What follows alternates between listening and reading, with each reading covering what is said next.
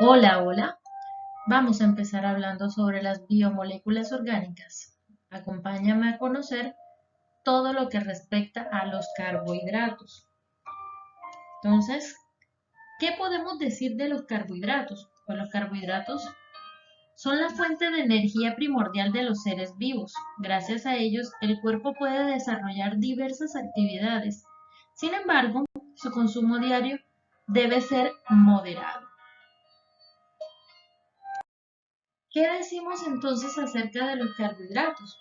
Pues los carbohidratos no solo son una fuente importante de producción rápida de energía en las células, sino que también son las estructuras fundamentales de las células y los componentes de numerosas rutas metabólicas.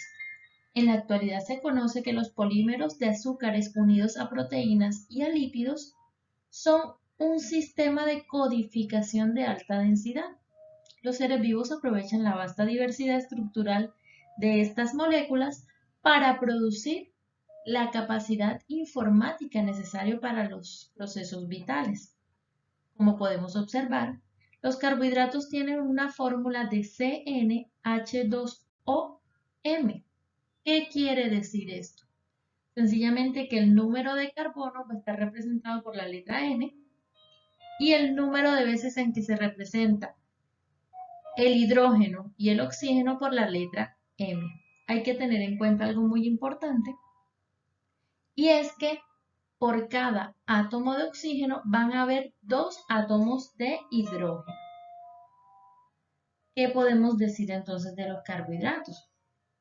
Pues ellos constituyen gran parte de la materia orgánica existente en el planeta. Forman parte de azúcares, almidones y celulosa, y de algunas estructuras animales como las membranas celulares. Son una de las cuatro clases principales de biomoléculas junto con los lípidos, las proteínas y los ácidos nucleicos. También son llamados glúcidos o hidratos de carbono, lo que quiere decir que son carbonos hidratados. Pues los hidrocarburos constituyen, como lo había mencionado, gran parte de la materia orgánica. Químicamente pueden considerarse como derivados de aldehídos y cetona. De ahí que se denominen como polihidroxialdehídos, que son conocidos como aldosas, o polihidroxicetonas, o conocidas también como cetosas, ya que esas moléculas están presentes en la función alcohol y un grupo carbonilo de los aldehídos y de las cetonas. En esta tabla nos podemos encontrar con las aldosas. Estos son monosacáridos. Las aldosas empezamos con el principal o la raíz inicial, que es el gliceraldehído, que es un azúcar de 3 átomos de carbono, como lo podemos observar. Tenemos también un ejemplo de lo que es la eritrosa, que es un azúcar de 4 átomos de carbono, la treosa, que también tiene 4 átomos de carbono. En el siguiente nivel encontramos a las pentosas, como la ribosa, la arabinosa, la silosa y la lixosa. En la parte inferior encontramos a las hexosas. ¿Por qué hexosas? Porque son azúcares de 6 átomos de carbono. Entre ellas encontramos a la alosa, la altrosa, la glucosa, la manosa, la glulosa, la idosa, galactosa y por último la talosa. Aquí podemos encontrarnos la tabla de las cetosas, empezando de la dihidroxiacetona, que tiene 3 átomos de carbono, la eritrulosa, que tiene 4 átomos de carbono, y vamos bajando de niveles hasta encontrarnos con las que tienen 6 átomos de carbono. Muy bien, aquí podemos observar cada una de ellas. Ahora vamos entonces a hablar de lo que es la estereoisomería, pero para poder hablar de la estereoisomería hay que conocer qué es la isomería de los carbohidratos. Bien, pues los carbohidratos presentan isomería debido a que varios compuestos tienen la misma fórmula química. Bien, es cierto que cuando hablamos de la misma fórmula química podemos hablar de isomería. Esto quiere decir entonces que presentan los mismos átomos en sus moléculas, pero tienen diferente fórmula estructural y por lo tanto difieren de sus propiedades físicas y químicas. La isomería se divide en isomería estructural y estereoisomería o isomería espacial. Aquí vamos a profundizar en lo que es la estereoisomería, ya que la isomería estructural se divide en isomería de cadena, isomería de posición e isomería de función. Pues en la estereoisomería pues hablamos más de lo que es la conformacional, la geométrica y la óptica. Aquí podemos observar que los isómeros estructurales presentan la misma cadena molecular pero difieren de su fórmula estructural. Y los estereoisómeros son sustancias que tienen la misma fórmula molecular, la misma fórmula estructural, pero presentan algunos de sus átomos con diferentes posiciones en la estructura espacial. Podemos observar que en la cadena, en las distintas cadenas, cuando referimos a estereoisomería conformacional, podemos encontrar lo que son las cadenas abiertas y los anillos. En cuanto a las cadenas abiertas, podemos hablar de dos formas, la eclipsada y la forma alternada, mientras que en los anillos hablamos de la forma silla y de la forma bote, por la ubicación que tienen. Cuando hablamos de la isomería geométrica, hablamos de la isomería cis, isomería e isomería trans. Recordemos que la isomería cis quiere decir que se encuentran en el mismo plano espacial, mientras que la isomería trans se encuentra en el lado opuesto. Pues bien, lo que hablamos entonces con la isomería óptica, hablamos entonces de lo que son enantiómeros y diastereoisómeros. Aquí podemos observar un ejemplo de ellos. Los enantiómeros tienen la misma característica y más adelante vamos a profundizar en ellos. Pero bien, antes de continuar al siguiente paso, vamos a hablar de lo que son los estereoisómeros. Son compuestos que tienen la misma fórmula molecular y sus átomos se encuentran enlazados en el mismo orden, pero difieren en las orientaciones tridimensionales de los átomos en el espacio. Los estereoisómeros se dividen en enantiómeros y diastereoisómeros. Ojo, aquí hablamos entonces de lo que es la isomería óptica. ¿Qué son los enantiómeros? Entonces vamos a ver que los enantiómeros provienen del griego enantios, que significa opuesto, y meros, que significa parte. Quiere decir que son imágenes especulares. Pero para continuar hablando entonces de todo esto, podemos hablar de lo que es quiralidad y aquiralidad. Los enantiómeros en su gran mayoría, como les había dicho, son imágenes especulares, es decir, que la imagen de una molécula es idéntica a otra y sin embargo, la excepción de esta estructura es que está invertida como si se viera en un espejo, lo que podemos observar. Quiralidad y enantiómeros se relacionan mucho. ¿Por qué? Porque las moléculas quirales no pueden superponerse en su imagen especular como los enantiómeros. Se dice que si una molécula es quiral, ahora, quiral proviene del griego cheir, que significa mano. Entre las moléculas que presentan quiralidad se encuentran los carbohidratos, los aminoácidos, excepto la glicina, los ácidos nucleicos y algunos lípidos. Otros ejemplos de objetos quirales en la vida cotidiana son nuestras manos. ¿Por qué? Porque la mano izquierda y la mano derecha no pueden superponerse una sobre la otra, porque sencillamente nuestras manos no tienen aquiralidad.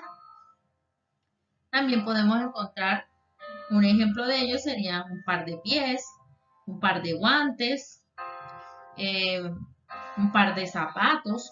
Son objetos que podemos relacionar. Ahora bien, para poder nosotros entonces saber a qué se debe la quiralidad de una molécula, hablaremos del centro estereomérico. En las moléculas orgánicas, la causa más común de la quiralidad es la presencia de un centro estereomérico o un estereocentro. El tipo más común de centro estereomérico es un átomo tetraédrico, como el átomo de carbono con hibridación sp3, que tiene 4 grupos atómicos distintos unidos a él. Aquí podemos observar nuestra molécula original, un espejo, la imagen especular y la quiralidad de la molécula. ¿Qué quiere decir? Que observamos en el lado opuesto lo que inicialmente teníamos. Entonces, en la estructura del ácido láctico que podemos observar, ácido 2-hidroxipropanoico, puede apreciarse el centro estereomérico y su imagen en el espejo. Las dos estructuras son enantiómeros. Para identificar el átomo de carbono, que en el centro estereomérico se marca con el asterisco, lo podemos observar. Por ejemplo, el átomo del ejemplo es un estereomérico, pues lleva unido un grupo hidroxilo, un hidrógeno, un metilo y un grupo ácido. Un átomo de carbono con estas características también se llama carbono asimétrico u ópticamente activo. Ahora bien, hablaremos de lo que son moléculas aquirales. Cuando un objeto y su imagen especular se superponen, se dice que son aquirales. Esto ocurre cuando uno de ellos puede ubicarse en el espacio de tal manera que todas sus características como vértices, aristas, puños y diseños corresponden exactamente a las del otro objeto. Esto quiere decir que el objeto y su imagen en el espejo son idénticos. Entonces, el objeto original es aquiral. Entonces, aquí tenemos lo que vendría siendo una molécula aquiral, porque al rotar la imagen especular queda exactamente igual que la imagen original. Entonces, bien, cuando hablamos de esta parte podemos hablar de planos de asimetría, planos de simetría y los compuestos meso. Ahora hablaremos de un nuevo tema.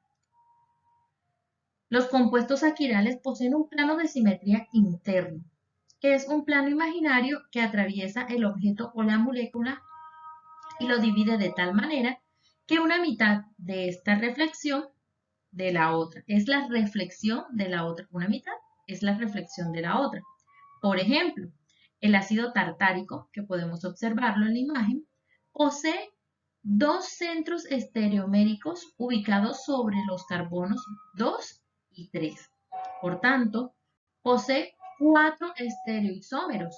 2 de ellos constituyen compuestos denominadas formas meso o compuestos meso, es decir, compuestos aquirales con 2 o más centros estereoméricos. La estructura 1 y la estructura 2 que observamos en la imagen no se superponen en el espejo y por tanto constituyen un par de enantiómeros, mientras que la estructura 3 y 4, además de ser imágenes especulares, si se superponen, es decir, 3 y 4, corresponden a la misma molécula orientada de diferente manera. Por tanto, 3 es una molécula aquiral. Por otra parte, las estructuras 3 y 4 presentan un plano de simetría interno que divide la molécula de tal manera que la parte posterior es la imagen exacta de la parte inferior. Ahora bien, cuando hablamos de otra parte importante es de la actividad óptica. En algunas moléculas orgánicas como los aminoácidos, los ácidos nucleicos, algunos lípidos y los carbohidratos presentan actividad óptica. Un compuesto ópticamente activo es aquel que posee la propiedad de hacer girar el plano de un haz de luz polarizado. Esta propiedad permite distinguir que las moléculas quirales de las aquirales, porque solo las moléculas quirales presentan actividad óptica. Aquí vemos un objeto de cómo se puede representar e identificar la actividad óptica. La luz polarizada puede considerarse como la energía radiante que se propaga mediante el movimiento ondulatorio cuyas vibraciones ocurren en dirección perpendicular al rayo de luz. Los materiales como la calcita y las placas de Polaroid transmiten de forma selectiva solamente ondas luminosas que vibran en planos paralelos.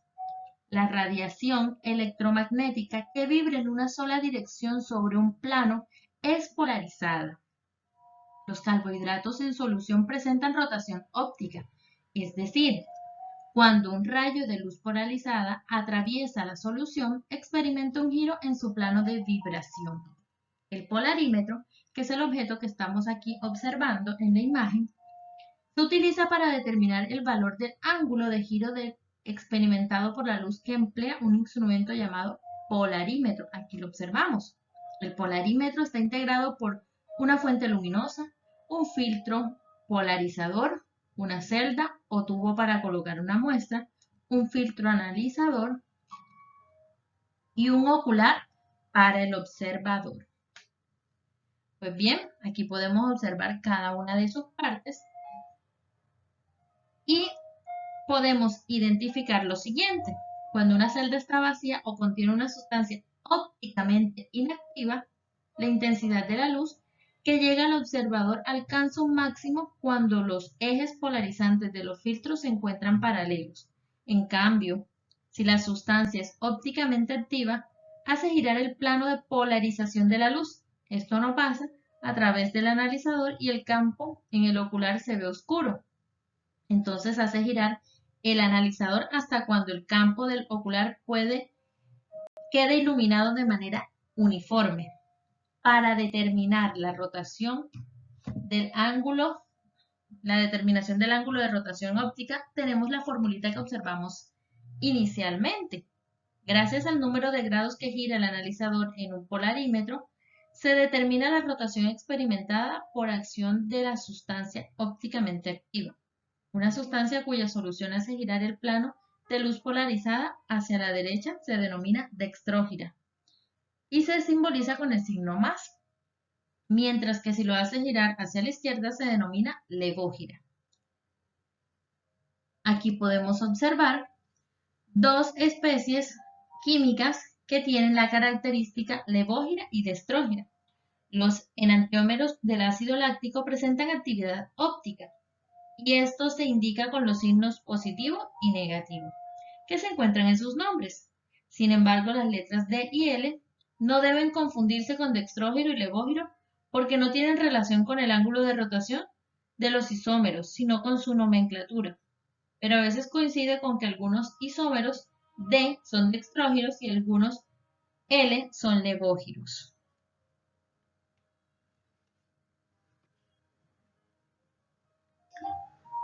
Muy bien, entonces vamos a continuar con nuestro tutorial y continuaremos hablando acerca de las mezclas racémicas. ¿Qué son mezclas racémicas? Las mezclas racémicas también se les conoce como equimolecular, quiere decir que son 50-50, es decir, que contienen una cantidad igual de moléculas de dos enantiómeros. Por ejemplo, aquí observamos un par de enantiómeros. ¿Cómo lo podemos identificar? En la molécula del 2,3,4 trihidroxibutanal es posible describir cuatro estructuras estereoisoméricas. Además de los estereoisómeros 1 y 2, son imágenes especulares que no se superponen y por tanto constituyen una pareja de enantiómeros. Igual ocurre con las estructuras 3 y 4, las cuales también son imágenes especulares que no se superponen, mientras que las parejas formadas por las estructuras 1 y 3 y 2 y 4 corresponden a estereoisómeros que no son imágenes especulares una de la otra. Por tanto, pueden catalogarse como diastereoisómeros. Ahora bien, ¿qué significa esto? Estas son mezclas racémicas, las cuales contienen un número igual de moléculas dextrógiras y levógiras, levorrotatorias y dextorrotatorias. Por tanto, su rotación específica es cero, es decir, estas sustancias son ópticamente inactivas. Simbólicamente, la mezcla racémica se indica agregando el prefijo más y menos, entre paréntesis, lo cual corresponde al nombre del compuesto y también se le hace la nomenclatura. Por ejemplo, aquí podemos decir que tendríamos el más o menos ácido tartárico, lo que significa que el ácido tartárico es racémico. Al estudiar las sustancias ópticamente activas como los carbohidratos y los aminoácidos, se evidencia que se forma el isómero y su estructura. Están muy relacionados con la acción fisiológica de las sustancias. Las moléculas con varios centros estereoméricos se les denomina diastereoisómeros. En las moléculas que poseen únicamente un centro estereomérico, solo son posibles dos estereoisómeros, es decir, un par de enantiómeros. Sin embargo, también es posible que la molécula posea dos o más de estos compuestos que tengan centros estereoméricos, lo cual se aumenta el número de estereoisómeros y algunos de ellos son llamados diastereoisómeros. Estos son ópticos que no son imágenes especulares. Aquí utilizamos lo que es la isomería cis y trans como conformacional y los compuestos mesos son diastereoisómeros. Entonces, el número de estereoisómeros se puede igualar como 2 veces n, donde n es igual al número de centros estereoméricos o carbonos asimétricos de la molécula. Así que posee de estos centros tendrá un valor de 2 a la 3, por ejemplo, que es igual a 8 estereoisómeros y así sucesivamente. Cuando hablamos entonces de lo que es las configuraciones R y S de los carbonos ópticos, aquí podemos observar los ejemplos, reglas, enunciados y lo que significan las configuraciones de cada uno de ellos. Debido a la existencia de estereoisómeros ópticos, es preciso indicar inequívocamente las dos configuraciones que presentan. Para esto se tienen en cuenta una serie de reglas denominadas reglas de Cahan-Ingold-Prelog, los cuales se unen en la asignación de prioridades de los sustituyentes unidos al átomo de carbono central. Y en estas tablas lo podemos observar. Estas tablas nos van a indicar las reglas. En la regla 1 podemos decir que enuncia si los sustituyentes unidos al carbono quiral son diferentes de prioridad, dependen del número atómico. Por tanto, un sustituyente tiene mayor prioridad que otros si su número atómico es mayor. Podemos observar el primer ejemplo donde dice que sigue el siguiente orden de prioridad de algunos elementos que se encuentran en compuestos orgánicos, siendo el de menor prioridad el hidrógeno y el de mayor prioridad el yodo. Cada sustituyente recibe un número 1 al 4. El número 1 se le asigna al sustituyente de mayor prioridad y el 4 al de menor prioridad.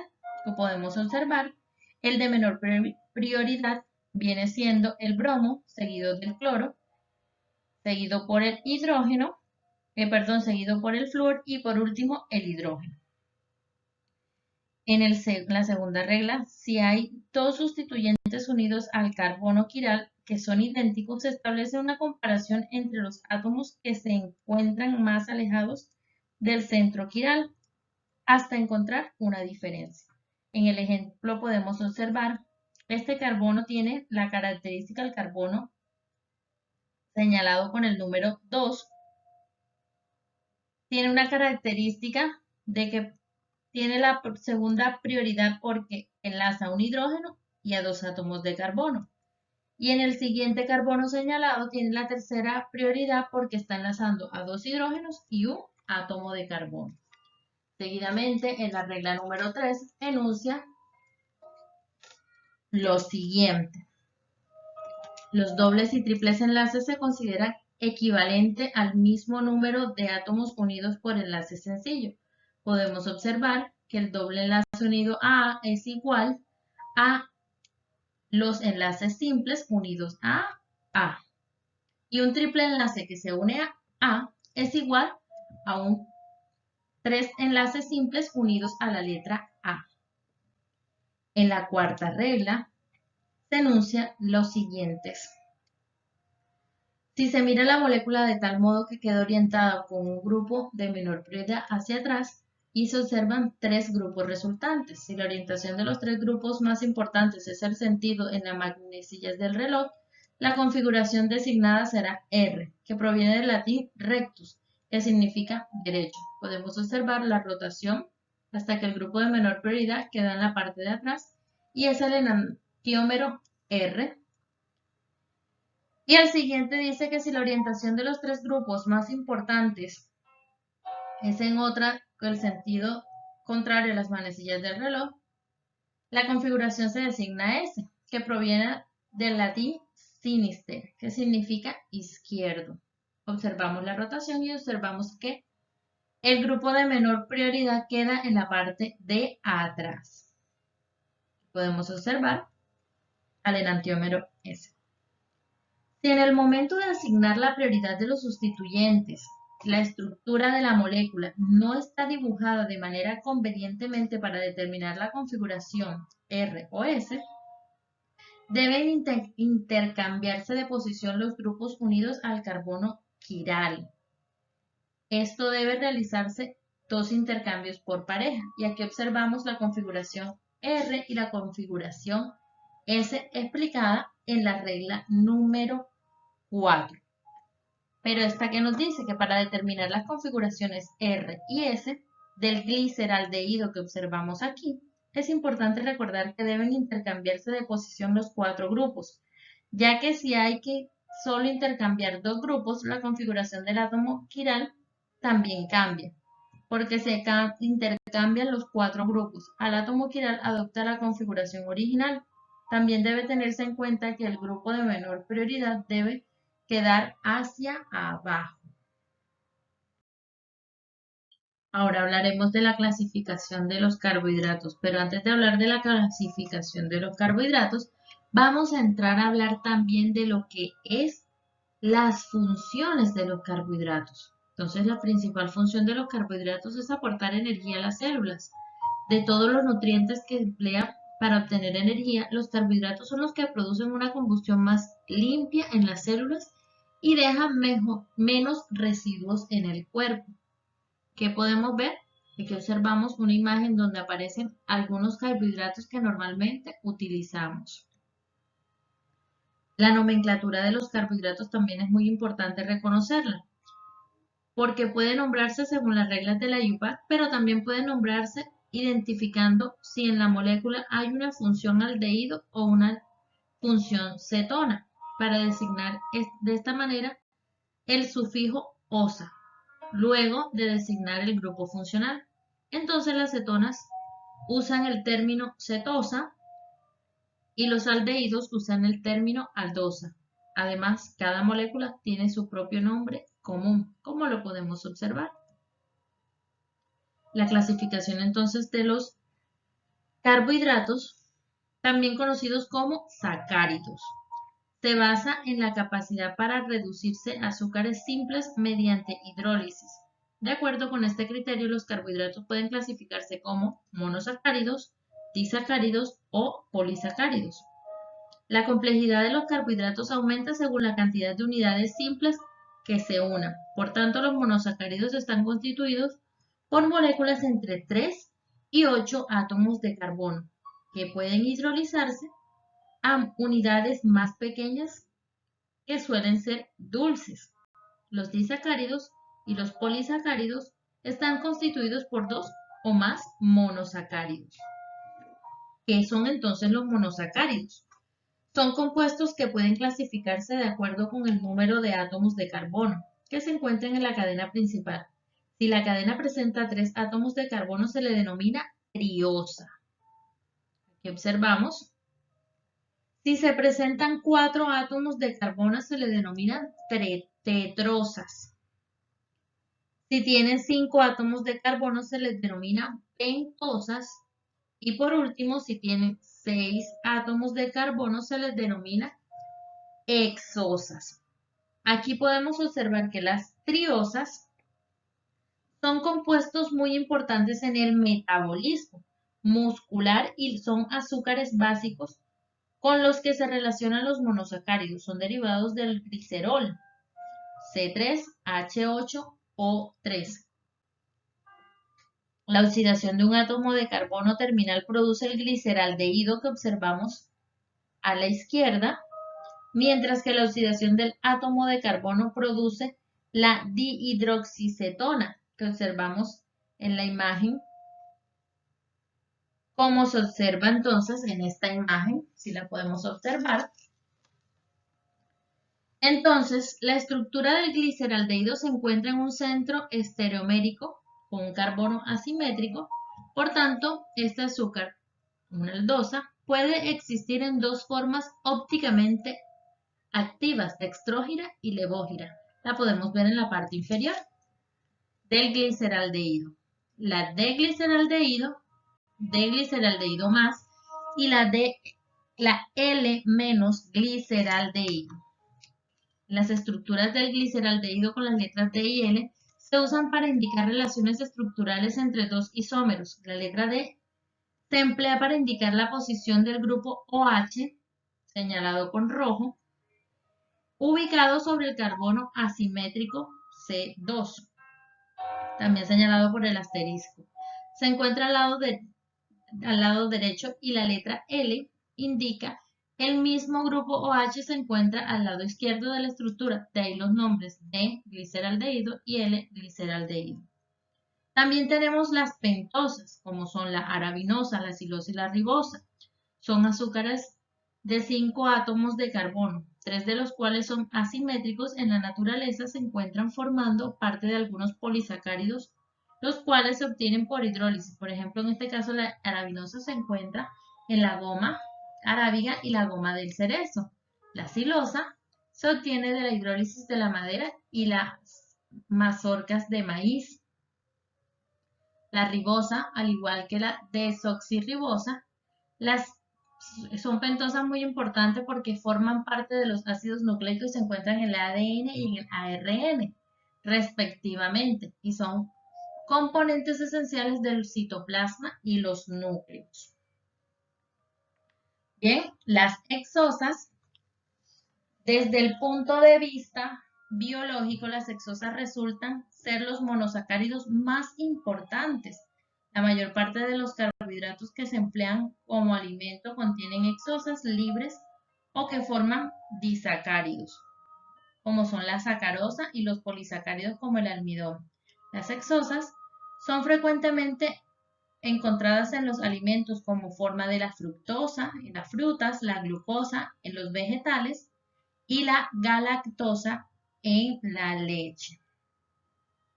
La fructosa es una cetohexosa y es el monosacárido más dulce que se encuentra en la mayoría de las frutas y algunos vegetales. La glucosa es una aldosa. Forma parte de la sacarosa y el almidón y el glucógeno. Y la galactosa también es una aldosa. Es uno de los azúcares que constituyen la leche y se encuentra también en el tejido nervioso y en el cerebro. Bien, entonces, para saber también un poquito más, la estructura de los carbohidratos se puede identificar mediante la proyección de Fischer, la proyección de Haworth y la estructura cíclica de los monosacáridos. Esa parte la vamos a estudiar más adelante. Entonces, continuamos con lo que son los disacáridos y los polisacáridos. Pues los disacáridos son la combinación de las moléculas de dos monosacáridos. En la eliminación de la molécula de agua origina un disacárido. La unión se realiza siempre entre un grupo aldehído de uno de los azúcares y el grupo hidroxilo o cetónico de otro, cuyo enlace recibe el nombre de enlace glicosídico. Aquí podemos observar la deshidratación de la alfa-D-glucosa con la beta-D-fructosa, una aldosa y una cetosa que acaban de deshidratarse para formar un acetal. La formación de la molécula de la glucosa puede conformarse debido a la incapacidad que tiene esta molécula para reaccionar con los reactivos de Felix y Tollens, como sí sucede con la molécula de glucosa y fructosa en forma individual. Ahí identificamos que encontramos un disacárido. La sacarosa o azúcar de caña consta de una molécula de glucosa unida a una de fructosa. Quiere decir que la molécula que estamos encontrando aquí representada es la sacarosa, de tal modo que la unión se realiza entre el OH del carbono 1 de la alfa-glucosa con el OH del carbono 2 de la beta-glucosa. Aquí podemos encontrar dos azúcares más, dos carbohidratos más. Tenemos a la lactosa y la maltosa. La lactosa o azúcar de la leche, la lactosa, perdón, o azúcar de la leche, está formada por una molécula de glucosa y una molécula de galactosa. La unión entre los dos azúcares se realiza entre el carbono 1, el grupo OH, de la beta-galactosa y el OH del carbono 4 de la alfa-glucosa, lo que suele confirmarse mediante la reacción positiva del azúcar con los reactivos de Fehling y Tollens, lo cual indica que posee un grupo aldehído libre capaz de reaccionar con los reactivos. También tenemos a la maltosa, y la maltosa se forma durante la germinación de los cereales y se puede obtener como producto de la hidrólisis del almidón de la malta. Se llama también azúcar de malta. Se forma por la unión de dos moléculas del alfa-glucosa, unión 1,4, de tal suerte que este disacárido también reacciona con los reactivos de Fehling y Tollens, puesto que tienen un grupo OH del aldehído libre, como se observa en la imagen. Los polisacáridos, por su parte, son azúcares constituidos por un número elevado de moléculas de monosacáridos que presentan un peso molecular elevado y se diferencian de los monosacáridos en algunas de sus propiedades. Por ejemplo, no tienen sabor dulce, por lo general son insolubles en agua y debido a su gran tamaño molecular, cuando se disuelven forman soluciones coloidales, es decir, dejan como esos, lo que llamamos popularmente sucios, en una solución. Debido a que su tamaño es muy grande y su peso molecular solo se conoce en forma aproximada. Entre los polisacáridos más importantes encontramos el almidón, el glucógeno, la heparina, la quitina, el agar, la pectina y la celulosa. Pues bien, y ahora vamos a continuar con las propiedades físicas y químicas de los carbohidratos. Gracias a que pueden formar puentes de hidrógeno con el agua, son muy solubles en esta, pero poco solubles en alcohol e insolubles en solventes orgánicos como el éter etílico, el cloroformo y el benceno. No todos tienen el mismo grado de dulzor, y en esta tabla podemos observar el grado de dulzor de algunos carbohidratos.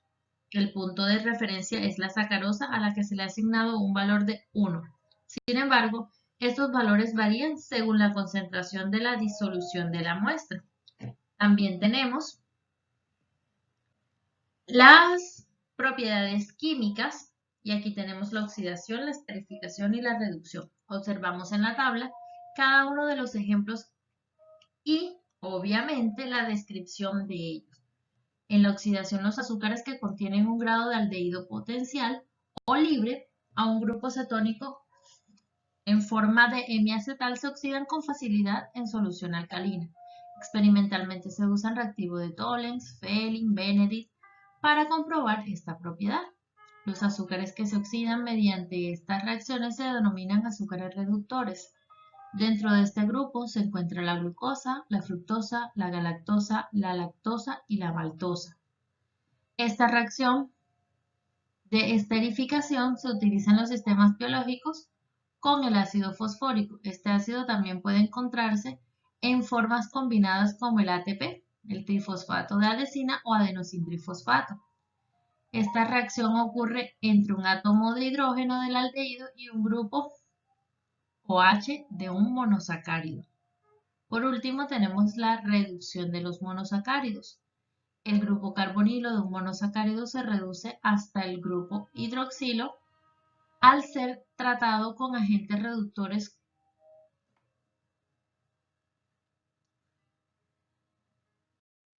borohidruro de sodio e hidrógeno. Está en presencia de un metal como el níquel. Los productos de esta reacción se reconocen como alditoles. Algunos son usados en la industria de los edulcorantes. Pues bien, aquí culmina nuestra explicación. Espero que les haya quedado claro. De igual forma nos encontramos en nuestra clase.